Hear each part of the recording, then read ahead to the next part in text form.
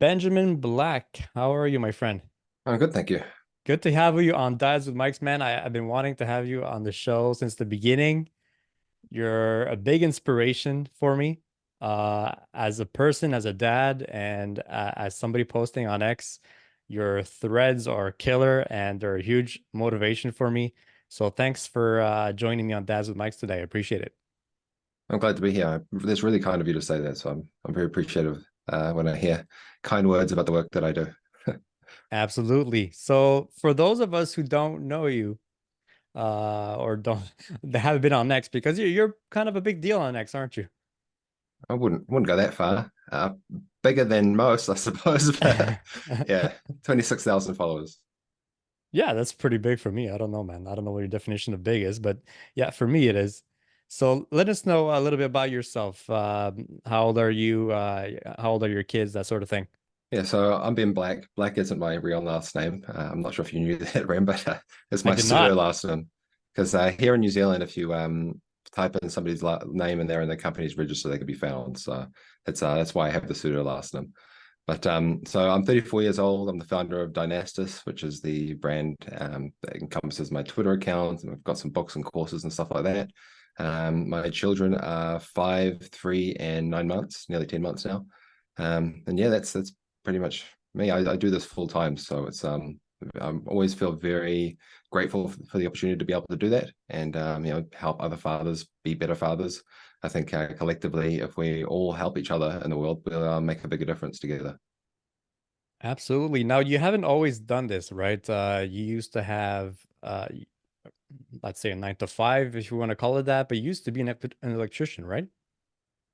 Yeah, that's right. Well, how far back do you want me to go? 'Cause it As can far be as a back long as you story, it want, can be a man, because short one. I want to know how you went to working those kinds of jobs to giving that up and becoming who you are now. So I tend to ramble a lot, so you can stop me, ask any questions whenever you want. So I really started when I was actually a high school dropout, and my dad was an electrician, and I was going to go and get this job, but I definitely wasn't well suited to it. And so my dad took me in and said, you can be my apprentice until you figure out what it is you want to do. But it turned out I was actually really good at the electrical work. So I wound up doing that and becoming his full-time apprentice and did my apprenticeship with him and a few other guys. And then I started off and I was really bad with money. Like I get money, spend it on my car or whatever. It wasn't like a flash car or anything. I just spend money for the sake of it. But I wound up, I sort of faced like a fork in the road where I could go down this dark road or I could go down this better road. I wouldn't necessarily call it like light and good and evil or anything like that. But I could have done something worse with my life, and I chose not to, fortunately. And that sort of drove me down this path where I was saving more money and making a better choices for myself. And I remember my dad walked past me one day, and he saw me. I was logged into my bank account, and he looked and he said, "Have you been dealing drugs to me?" And I was like, "No, no, I just saved this money." He goes, "That's impossible." And so I showed him because I'd been doing like stock investing and stuff like that. And I showed him the transactions and everything, and he's like, "Oh, you got to buy a house." So I went to buy my first house when I was 19, I think nearly 20. And that's also when I met my wife. She wasn't my wife at the time. I'm going to be jumping all over the place here, so feel free to interject at any point. It's all But good, my man. my mother actually introduced me to my wife to be, but we wound up just being close friends for a long time. And then fast forward, did electrical work for a while, and along the way, I started a few small businesses. I've done my first business was actually selling worms, like composting worms. I sold SD cards. I've had like a one-piece pajama store, vending machine, websites, stuff like that. And all the while I was working as an electrician up until I was 30, but the I just turned 30, that is. And but along the way I wound up finishing up with my dad and I got headhunted by another company to work for them. And they were like, unlimited hours, we don't care about the law, work as much as you like. And so I was like, oh, great, this is my opportunity. So I'm very of the mind that every man has to choose a time in his life where he's got to work hard. And if you don't work hard now, you're going to have to work a lot harder when you're younger to catch up. So if you get the work done early and put in the time and effort, you're able to build. So it's like the snowball effect. You get enough snowflakes, gather enough snow, pack it into a ball, and you can roll it down the hill and it'll roll itself. So I was taking that philosophy. So I went up taking this job. So I had night shifts and then I was working days and also doing a little bit of contract work with my dad on the side. And that wound up to be like over the average week was about 70 to 80 hours, sometimes 90. Like there was a period I was just doing consistent 90s, and I've done it as high as I think 117 hours was my max, maybe 119, something like that. Okay. So I wound up doing all this work along this time, and as soon as I had enough money, I'd buy a house. So I'd save up however much it was, buy a house. And I did this 7 times. So I had my first house and 7 houses, and then the ROI wasn't like that good on them anymore. So I thought, oh, I've got to find something else. And I'd had like little e-commerce stores and stuff in the past. So I thought, oh, maybe there's something online. And then I wound up finding like affiliate marketing, and I bought like all these websites. I think 11 of them or something like that. And they were like producing good revenue. Like I put sunk mid 5 figures into these US, and they were making good money. And I was like, right, that's it. I'm done with this. These night shifts. This is killing me. I don't want to live like this. So I had to go into an argument with my boss, and that was like the impetus for me being like, no, I'm done. So I was like, I'm going to leave. I'm going to do this full time, work on these websites. It's going to be great. And then the day I left, Google AdSense sends me this email. Oh, by the way, we're blocking your AdSense account. And overnight, I lost all this revenue that No. I invested all this time and money into. And I sat on these for 3 months thinking, oh, this is too good to be true. And it was, it was, but I just need to wait one more month. So that kind of knocked me down a peg. And so then that kind of threw me off a bit because now I didn't have a job, and I was I moved out on my own by this point because I lived with my parents till I was like 25. And then I wound up moving in with my girlfriend at the time, now my wife, into a one of my rental properties. So we were there, and I had all these mortgages because in New Zealand it's not like, for some people it might be, but for me it wasn't like it is like in the US where you can fix a mortgage for 30 years and it's pretty consistent, Okay. and you know that the margins aren't that good on your rent versus what you pay for mortgages. So I was like, oh, I've got to do something about this. You know, got these mortgages to pay, and I don't want to lose the houses. So I wound up selling. Well, long story short, I wound up selling Pokemon cards, and I was riding my bike all around the city delivering Pokemon cards. Because I was like, I said to myself, I'm not, I don't ever want to go back to a job because I should put my wallet in. There's a picture of me in there, and I don't look anything like what I look like now. I was like pallid, gray, like sickly. What That didn't look good, you know. Not that I'm saying I Okay. look too good now, but you know, definitely not as good as I do now. But the the thing that happened after that was I had the Pokemon cards. That was going well for a time, and then I started to pick up electrical work. I went up going away to do some electrical work, and then while I was doing that, I was building up another e-commerce store, selling like like not secondhand, but like just throwaway tools. So like, you know, like if you need a cut-off disc and you don't want to buy a packet DeWalt cut-off disc that has had leather quality cut-off disc, and that wound up, I built that up quite a bit, and then I sold off a chunk of that. I mean, again, I'm probably going on a bit too long, but ultimately what wound up happening, other than like the other little businesses I had along the way, was my wife tells me one day, oh, don't feel that well, I don't want to go to work. You know, she threw up and everything. And I was like, oh, okay, should I get a test? And she's like, no, no, no, no, no. I said, I'm going to go get a test. So I went down, got the test, did it, found out we're pregnant, great news. And the first thing that hit me in my mind was, oh, I'm not ready for this. I'm not going to be a good dad. I got to do something about this. You So were how old at this point? I would have been 27. Is that 27. right? 27. Yeah, 27.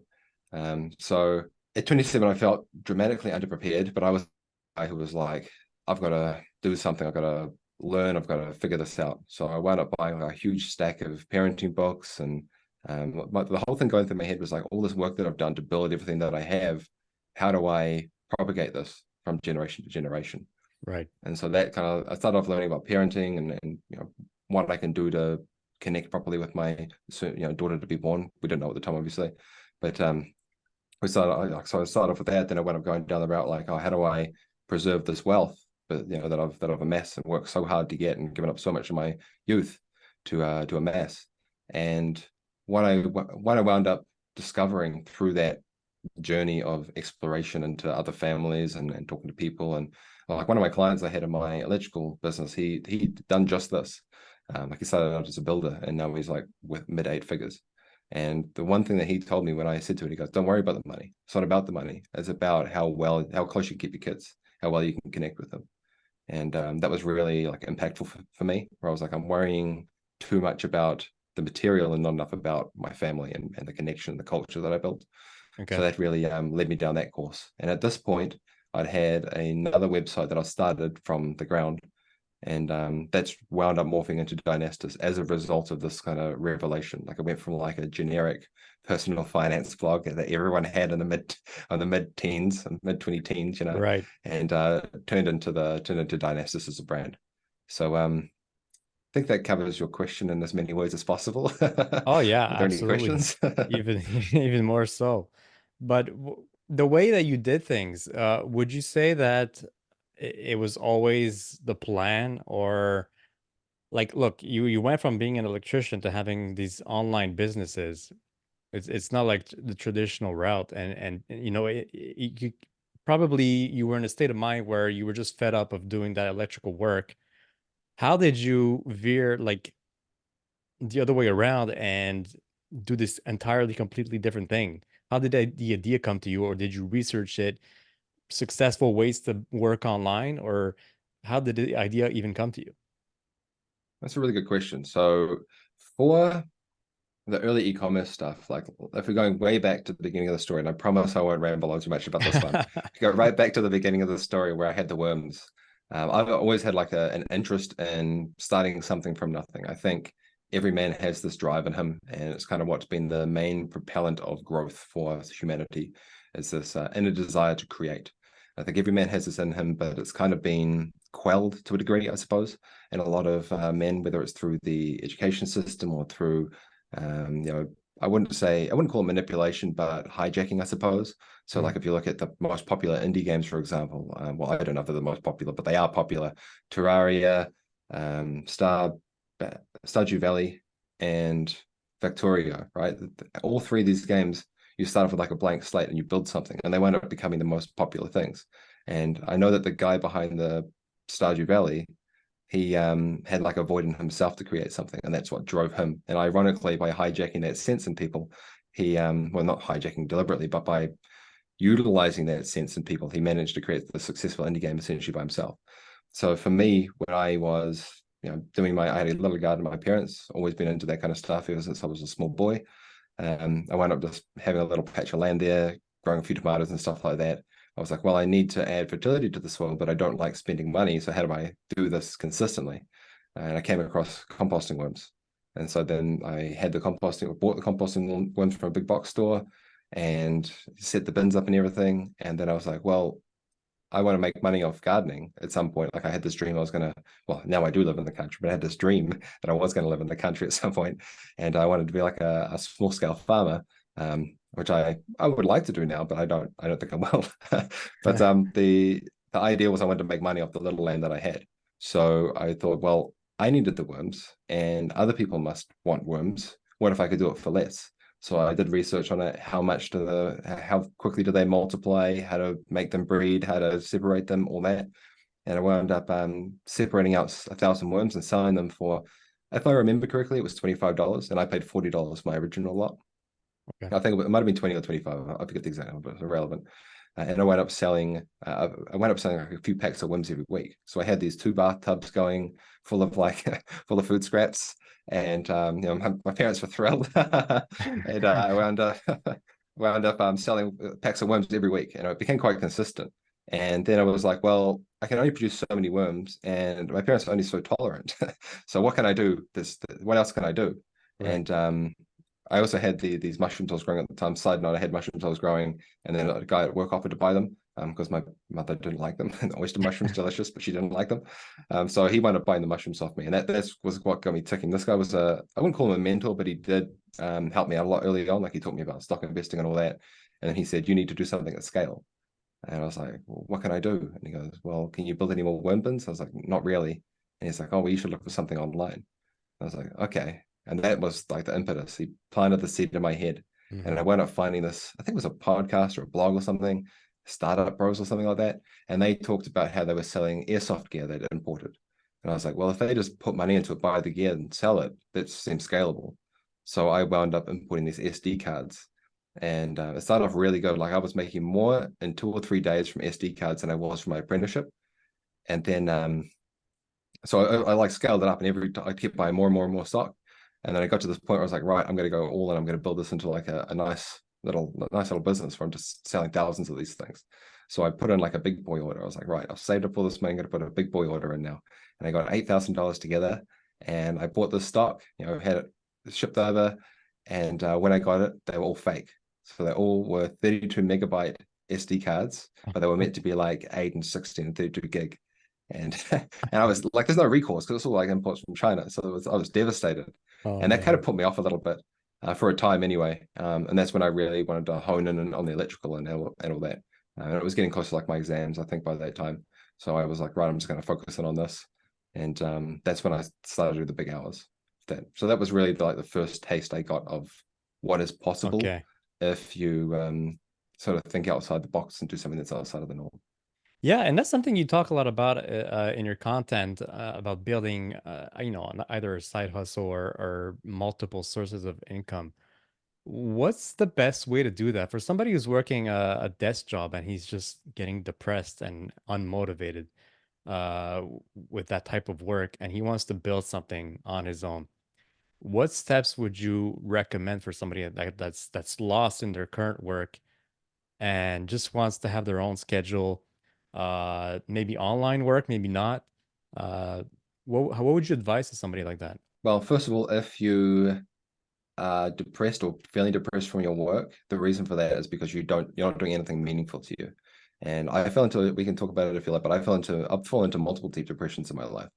And that has been a huge driver for me to see guys not give up. I was in a position where I was like, I might not want to go ahead with life, if you know what I mean. I don't want to say the word, keep it YouTube safe, but that's really driven me to I wouldn't say despise, but really not like to see that happen in other men when they not necessarily reach the point of potentially no return, keeping it YouTube friendly here, but want to give up on the things that they want to build. So the first thing I would say is find something that drives you, find something that motivates you, find something that you're passionate about. Because if you can't talk about it passionately for like the next 10 years, let's say, then you can maybe build it and flip it or try to retool it so it is something you're passionate about.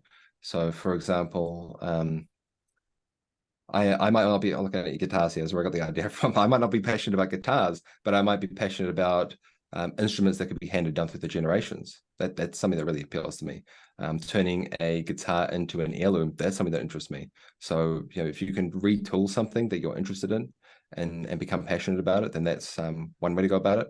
And the other thing I'd say is like what worked for me however many years ago that was now, 15 years ago, as the world's completely different now. So worms might still sell, there's money in dirt or whatever the saying is. But like importing SD cards, I was on AliExpress before it was cool. Now there's like what's it, Temu, whatever it's called. I don't know, one of my wife's friends told me about it. Whatever it is, it's basically like AliExpress on steroids, I believe. Okay. But it's just junk central. So like that opportunity might not be as lucrative as it once was, though I still think there are little bits and pieces you could probably do in there. And plus, you also got to remember that I live in New Zealand. I don't know, I should have said that at the beginning. That if you don't know from the accent, I live in Yeah, New I Zealand. think people can tell. So the things that work here might not necessarily work for you, but what does work now, regardless of where you are, is building up digital assets. So Right. it's things that you can create and leverage and lean on to turn you into a fulcrum for other projects. So if you're able to open up like an Instagram account or an X account or a even LinkedIn, I don't know that much about LinkedIn, but I've heard LinkedIn's very good depending on what your niche is. Then and just starting and creating content on there and refining the skills that go along with that, that's a perfect place to start. Because it also gives you a sample that you can use to test out ideas as well. So if there was I guess two steps to the where to start, find something you're interested in or frame something that you might not be interested in a way that you would be interested, and then build some kind of digital asset that you can rely on. Does that answer your question? Yeah, absolutely. Well, yeah, that's for sure. That's probably one thing that people can do, and it might sound like it's easy, but it's still a lot of work, right? Oh yeah. Building Oh, an nothing account, comes easy. Yeah, right? And well, nothing worthwhile comes easy. Absolutely. exactly. Yeah. So it sounds like okay, well, anybody can just open up a social media account, but there's so much work that goes into it. Uh, and yourself, I mean, you've built up a pretty good reputation online and these online businesses that you have. How would you say, or let me ask you, what was the strategy that you used to grow your account to what it is now? I've tried a lot of different strategies. The one that I would say did me the most good would be test. It was a lot of testing. I spent so much time just figuring stuff out. I hired coaches. I had a coach. I won't name him or anything, but I had a coach. I paid a lot of money, and he did very little for me. It wasn't a fair value exchange, but the guarantee was he was going to give me my money back in 6 months if it didn't work out. And as soon Oh, as the six okay. months were up, he was gone. So Oh watch no, out for that kind of I don't want to call him a snake, but I just did. scammer. But in terms of strategy, it's find a group, I would say, that would help you and gives you the resources that you need. I was actually just saying this earlier today to a client. If you can have the most profound piece of wisdom in the world written down, Shakespearean play, on the greatest novel ever written, and then you go into the desert and you staple it to a cacti. No one's seeing that. No one's riding by on their dusty horse and having a gander, let alone the thousands of people that you need to grow.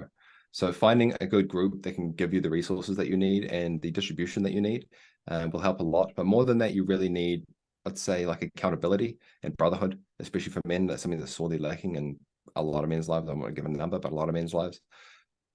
So finding a group that kind of covers all of those will help a lot. I'm not sure if you're lining me up here to pitch mine or not, I am but Lords of X. Let's talk about it.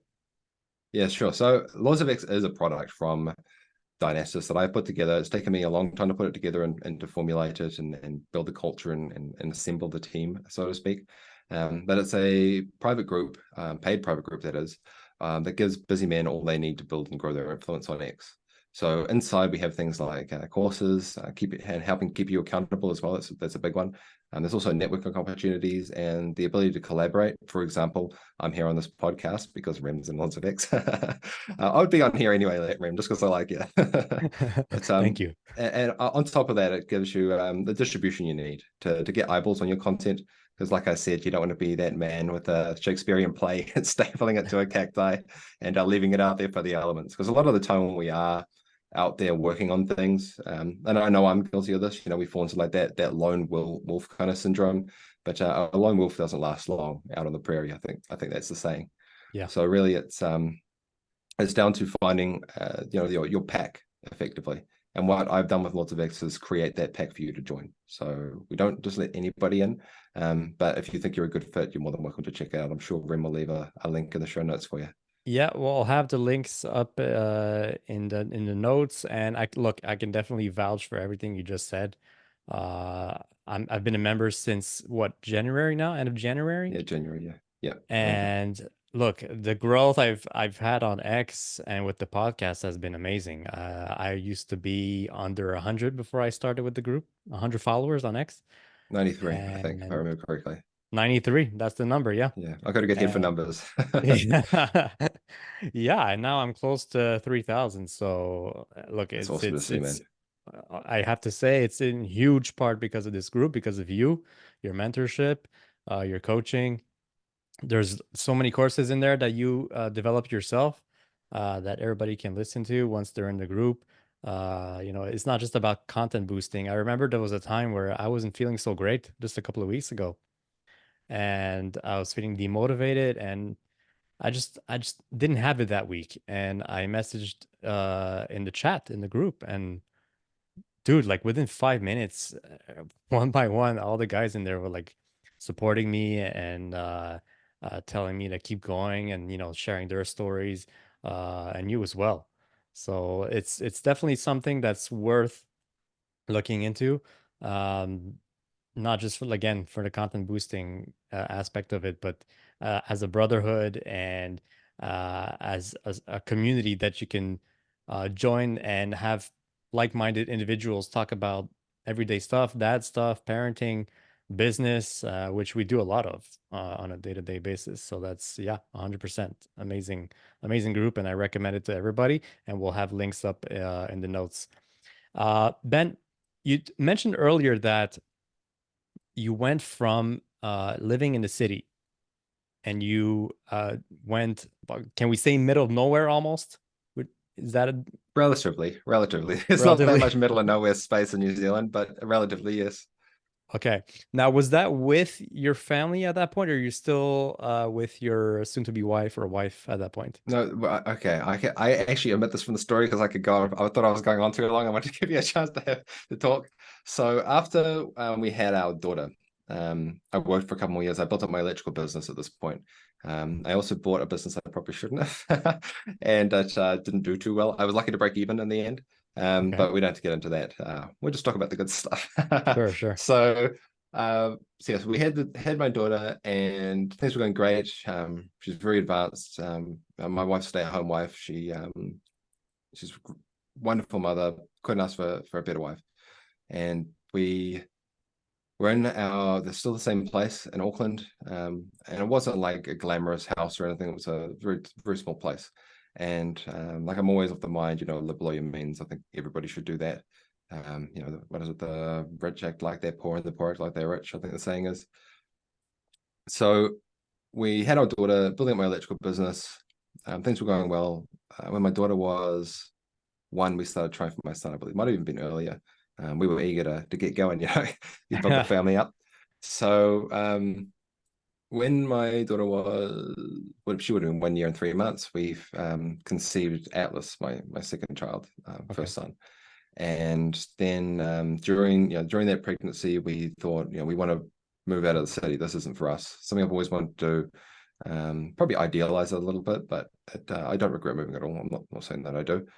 But so we took a trip down here in March 2020. Yeah, 2020.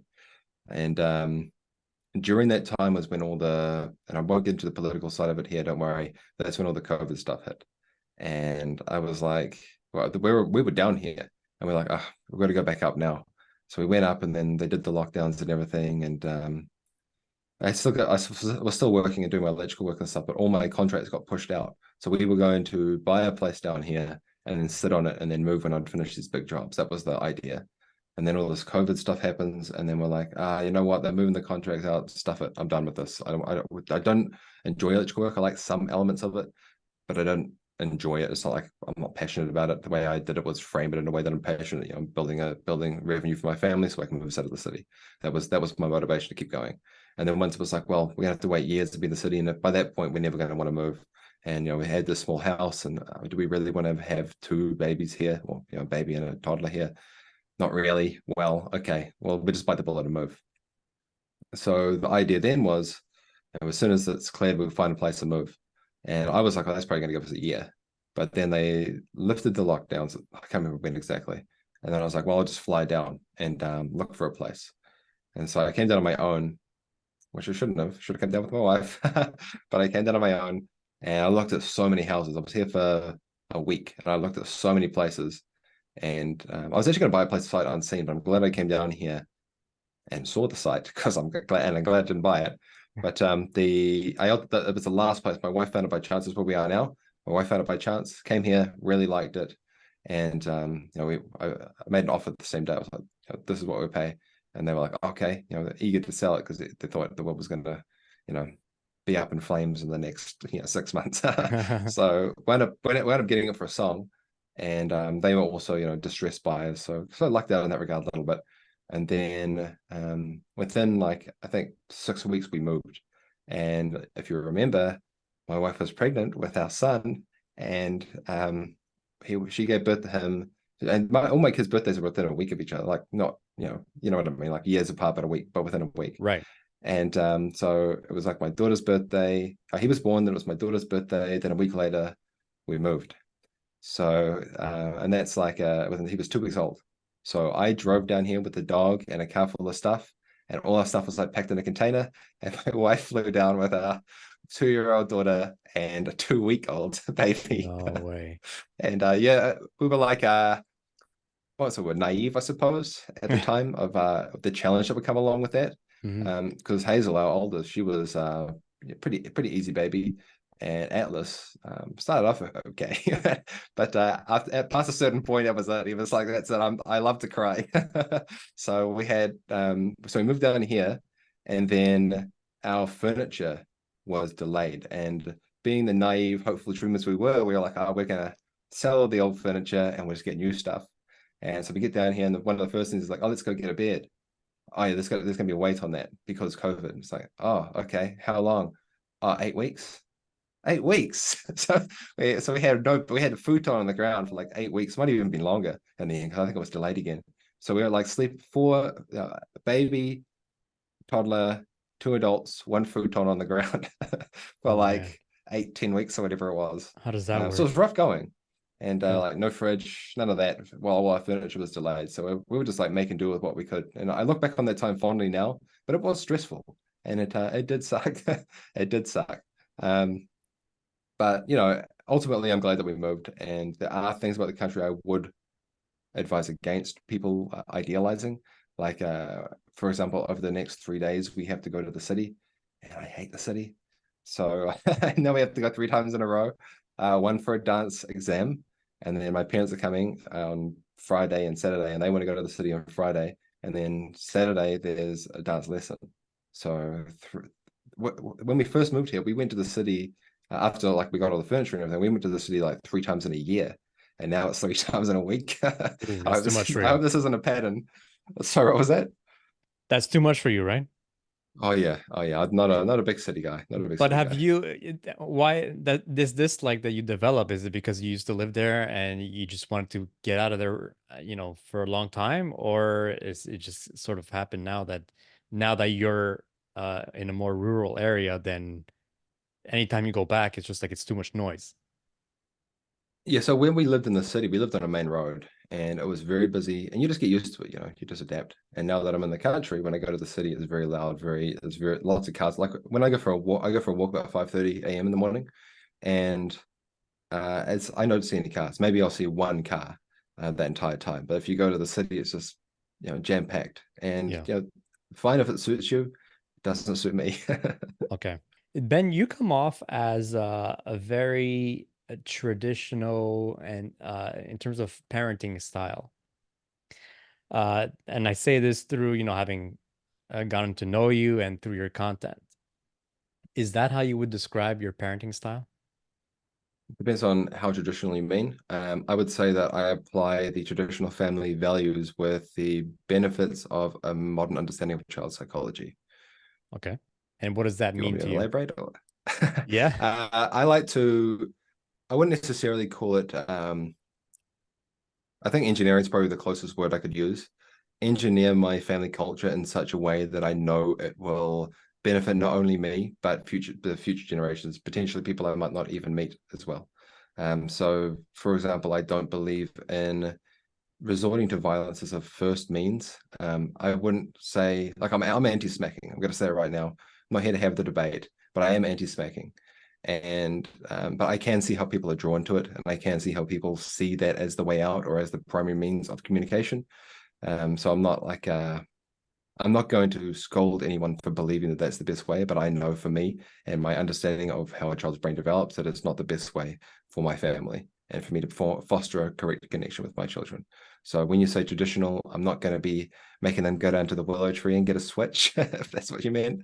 But I do believe in traditional gender roles, and I do believe in there being the respect that surrounds the parents and the family structured in such a way that everyone's playing to their strengths and where they're best suited. Right. So you have you have, well, you have two boys, right? And no, two Two girls boys, and two boys and one one girl. girl, two boys. Yeah. Okay. Uh how would you say that this applies to how you handle discipline with the boys and the girl? Like how do you discipline them? Does it vary drastically because the boys it might be different or Yeah. So I would say that my son, because he's still an infant, my youngest. So let's just talk about Atlas, the middle child. right. I would say he responds better to firm words than his sister does. His sister's very cerebral, very reserved to a certain degree. Like if we go out in public, my daughter's very, I wouldn't say standoffish, but she takes a while to open up. But she's very thoughtful, very observant. So is my son for that matter, but she's very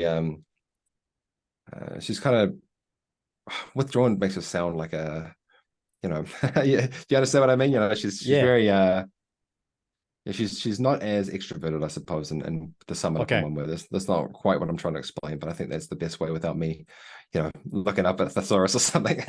So she's very but she's very thoughtful, and she will remember things very well and think about things very deeply.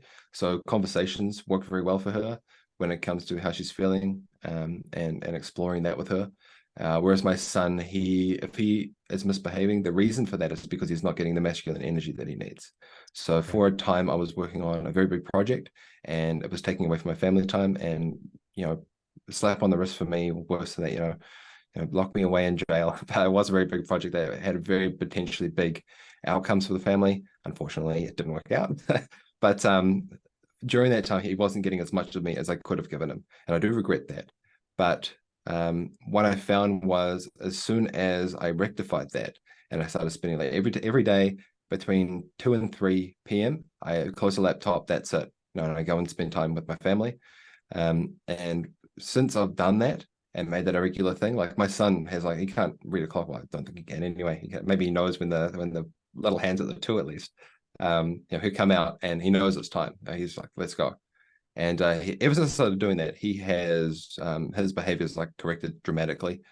He's not as whingy or looking to get attention from mischief, let's call it. Okay. And I found that's what he needs the most, is just that masculine energy. Let's go and build something together. Let's go dig holes. Let's get the machinery out. Yes, it's going to be loud. Put these earmuffs on, kind of thing. He just likes feeling, and I think that's true for any kid, boy or girl, likes to feel useful. And he Yeah. likes that focused attention, and just that energy I can give him as a result. And also, like, he is genuinely useful. Like, it's not like okay, it takes me longer. All right. Anything I do with him, it's going to take me longer. Yeah, for sure. But he can weed the garden. He can tell the difference between a broccoli seedling or a carrot seedling and a blade of grass, or whatever the name of that annoying weed that keeps popping up is. He can tell the difference, and he can pull it out. And I can just be like, weed this patch, and I'll weed here, and we'll meet in the middle. And the middle might be like 10% on his side and 90% on mine. But we're still working together, and it's still a good bonding exercise, and he's learning skills and learn to connect as well. And I think a lot of the time when children act out, they are expressing to you in such a way what they feel they're lacking.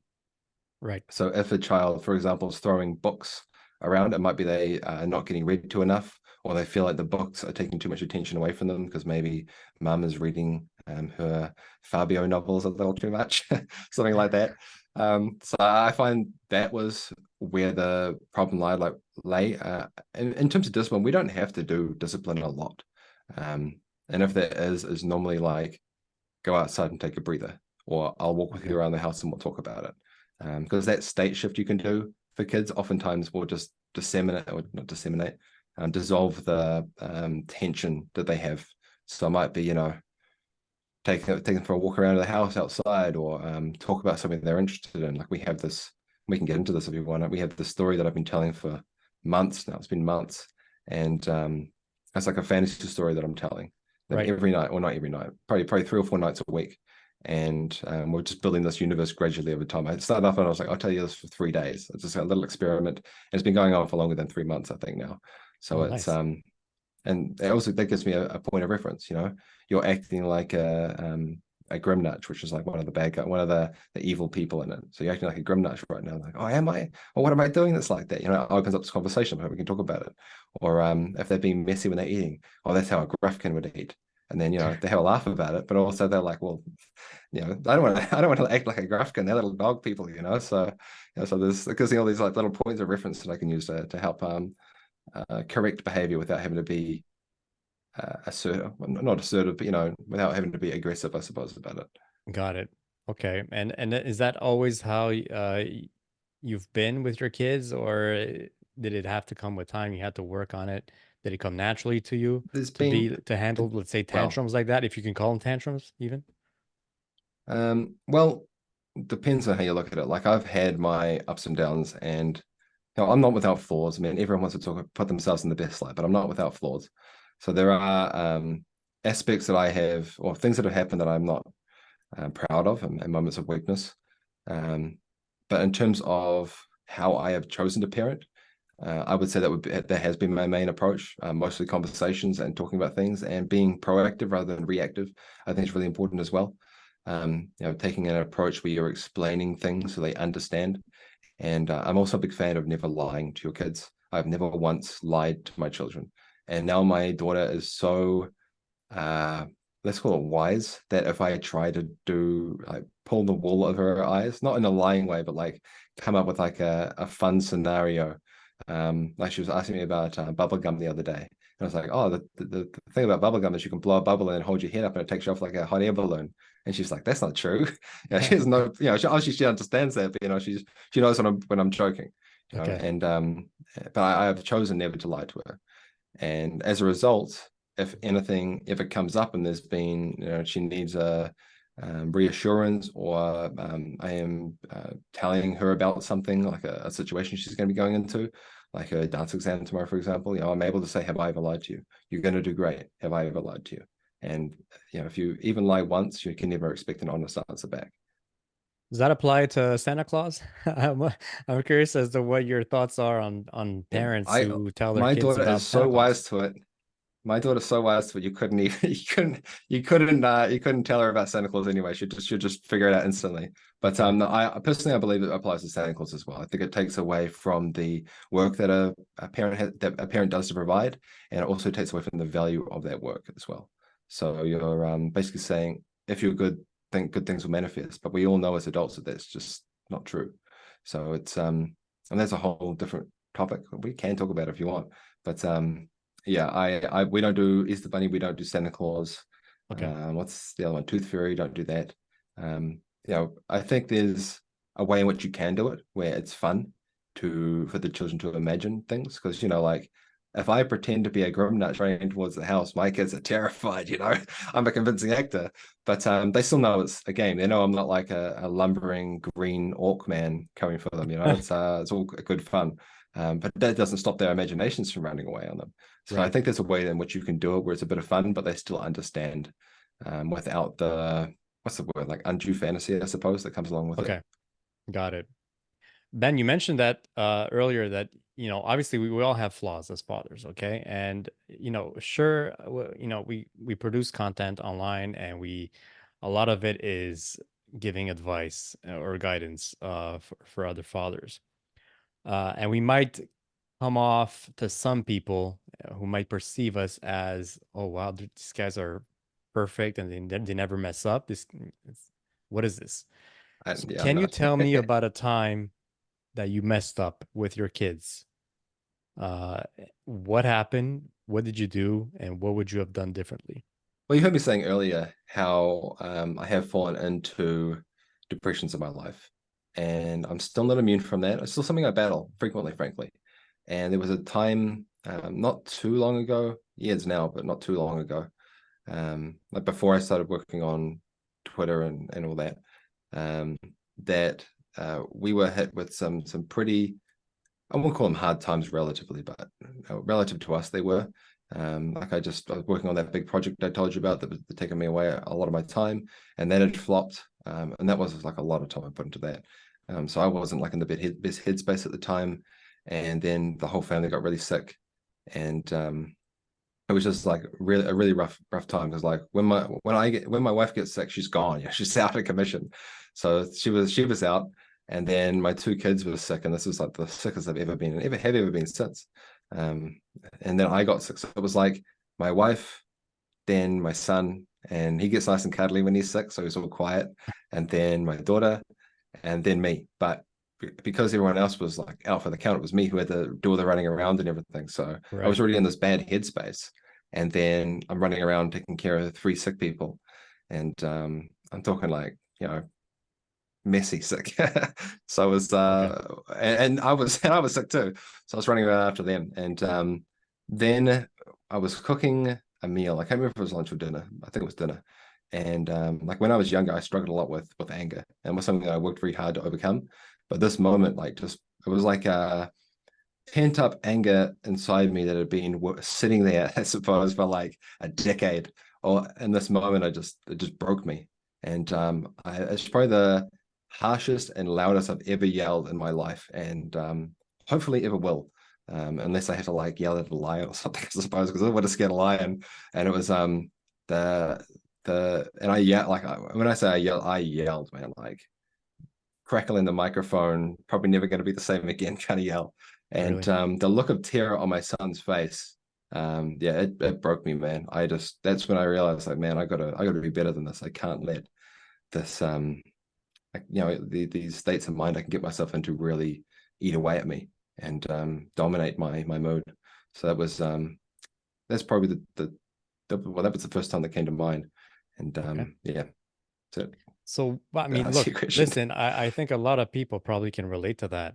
Um, but what would you suggest that people do in that sort of situation where they're feeling overwhelmed and they're not in the right headspace and but they still need to show up for their kids? So what kind of, not tricks, but what kind of methods or tactics would you say that men should do to avoid situations like that? Well, first of all, I would say there's no shame in walking away if you do feel it coming. And I have done it since. Now that I realize that that is a potential thing that I can do, I've realized since that, there's no shame in walking away. If Yeah. you feel it coming, just walk away. If I was cooking on the pan at the time, turn the pan off, walk away. Take 10 deep breaths, but not in there, away, go somewhere else. Yeah. Yeah. That's a big one. And another thing is like, well, one big thing that's helped me a lot is expressing gratitude. So when I go for my walk every morning or nearly every morning, some mornings I skip it. I'm not that good, but when I do go for the walk, I express gratitude. Just think about the things I'm grateful for. I get to be in the country 5:30 in the morning, walking in total silence, apart from the cracking of the stones beneath my shoes, no cars. And when I get home, there's going to be a wonderful cooked breakfast prepared for me. Amazing life. I built this amazing life for myself. I'm very grateful for that. And that gives me like an anchoring point. So when I do feel these negative emotions, I'm like, it's not that bad. Like relatively, most of us, I think, are living with less cares than perhaps even kings. It's kind of crazy to think, we have these digital servants that can do all this work for us. We have the ability to use a digital pigeon to get a message away instantly. It's like the fastest pigeons in the world. We live in these warm homes, not drafty castles that require immense maintenance and huge expenses to upkeep.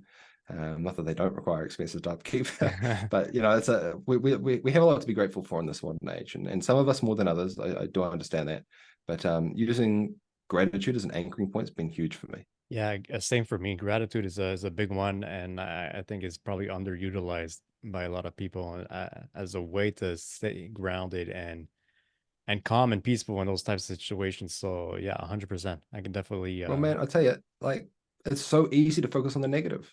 We yeah. as people, like, this isn't copywriting, man. You talk about the negative and then you offer the solution to that negative. You don't, and it's much easier for people to understand things from a negative framework. So as people, we tend to focus on negative things that happen to us. You think about school, you think about how bad school was. You don't think about the good times you had at school. I can't even think of one good time I had at school. I hated school, but there were good things that happened there during that period. Surely, for people out there.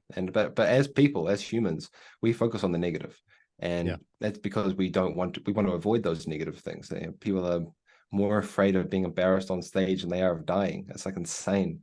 But I am. I think I don't like talking on stage. But yeah, I mean, you had to force me to come on this. Not quite, not quite. But you did Almost. offer me months ago, but it took me a while to build up to it. But I got a lot more. But by forcing myself to do this, I become more confident as well. Not this specific podcast, but doing my courses that I've done and doing my own podcast and going on other podcasts and stuff like that. It's been good for my camera confidence at least. Yeah, for sure. And guess what, man? There's going to be a part two because I have got much more questions for you, and I feel like we could discuss a lot more. So, are you open to coming back? Yeah, for sure, man. Okay, let's do it. Thank you so much, Ben. Let us know what you're working on right now. Where can people find you online? So at the moment, my main focus is on Lords of X. We're actually running out of space at the current price level, so we're going to be increasing the price soon. I think that might be news to you, Ren, but yeah, we're nearly completely full up at the current price level, so we're putting the price up. And I'm also working on a couple of new courses for that, one of which is an email marketing course. So it'll take you from not knowing anything at all about email marketing and to the point where you're using email automations to market products for yourself effectively. I also have books. I don't know if you saw them up there. I got a couple of books you can buy. And if you want to find out more from me, you can check out x.com/dynastis, which is where I do most of my work. Awesome. Thanks again, Ben, for joining me on Dads with Mics. I appreciate the opportunity, Ram. Thanks for having me.